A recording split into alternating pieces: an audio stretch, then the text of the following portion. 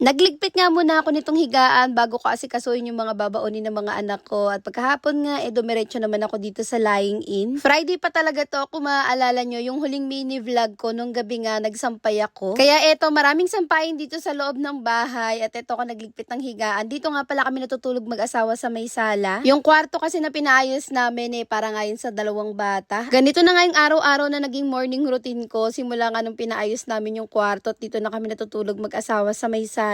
Dahil yung higaan nga hindi naman nagkakasya sa may kwarto, kaya naman tinutupi namin to ng ganito. Pinasok ko na nga tong kutsyon dun sa may kwarto at ito namang kalendaryo, pinalitan ko na ng date. Kailangan ko na talaga makapag-upload para makapag-delete na ako dahil 256 GB nga lang tong storage ng aking cellphone na ginagamit. May araw nga na ayaw nilang nagbabaon ng kanin at sabi nga nila hotcake na lang daw, kaya ito nagkanaw na ako dito na binili kong hotcake. Pagka ganito nga yung binabaon nila, ito yung ginagamit ko na pinaglulutuan kasi pagka ganito maliliit lang siya, nagkakasya sa baunan. Tatlo nga yung plates na ito na pwedeng pagpalit-palitin. Pwede siyang pang sandwich at saka pang waffle. At ito nga yung pangatlo, yung donut. Hindi ko nga nagustuhan yung pagkakaluto ko nitong mga pancake kasi para siyang kumulubot. Hindi ko alam kung sa mixture ko ba, parang nasobrahan ata sa tubig. Niligyan ko na nga to ng syrup at ito naman sa baon nila, bali nilagang itlog nga lang yan. Tapos nag-add lang din ako nitong apple. Sige nga lang yung may gusto ng pongkan, kaya siya lang yung pinababaunan ko. At dito naman sa pangatlong baon na, naglagay lang ako dyan ng choconuts. Kahit pa paano nga, medyo nasasanay-sanay na yung katawan ko sa araw-araw na pag-aasikaso tuwing umaga sa mga bata. Doon na-miss ko rin talaga itong mga gawain na to, kaso nga lang nakakapagod talaga siya. Pagkatapos nito, ihahatid ko lang yung dalawa kong anak at malapit lang naman yung school dito sa amin. Pagkadating ko nga, dumating na nga itong in-order ko na nursing bra. Umu-order na rin talaga ako ng mga para sa akin, hindi lang para kay baby. Kung ano-ano na lang kasi na-check out ko pagka hindi ka agad ako nakakatulog sa gabi. Eto nga't sinukat ko na nga rin siya sa akin at saktong-sakto nga lang din. Bali, naka-buy one take one na nga rin pala to. Dati nga hindi naman ako nakagamit ng mga ganitong nursing bra at wala naman akong idea na meron palang mga ganitong klase ng bra. Dahil nanabarin talaga ako, kaya naman size 38 na itong kinuha ko na size. Trinay ko nga lang din munang bumili nitong 2